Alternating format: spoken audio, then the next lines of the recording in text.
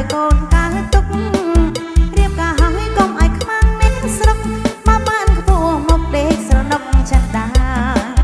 ម៉ែបងគាត់តែមានជាត្រាប់របស់រៀងទាំងពីរមិនមែនញ៉ាំញីព្រោះចង់បានកុំរសាបងឲ្យបងឆាប់រាមករៀបការឲ្យឆាប់ទៅដល់កូនអាយុ18 25គឺក្រមុំចាំងព្រៃ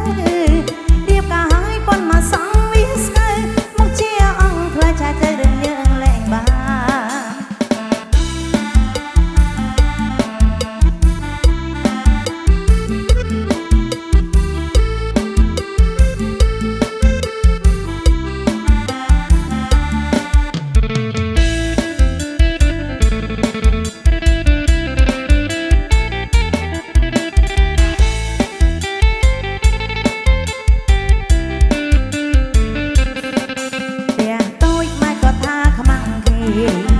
បានអ្នកក្រងនោះម៉ែគាត់មិនថាតែរូបបងជាអ្នកក្រុងស្រស់សាមកចង់រៀបការតតែធ្វើឲ្យខ្ពស់មុខព្រោះហេតុស្រឡាញ់កូនប្រសាមិនចង់ការឲ្យកូនកើតទុករៀបការឲ្យកុំឲ្យខ្មាំងនេះស្រុកមកបានខ្ពស់មុខដេកស្រណុកចិនដា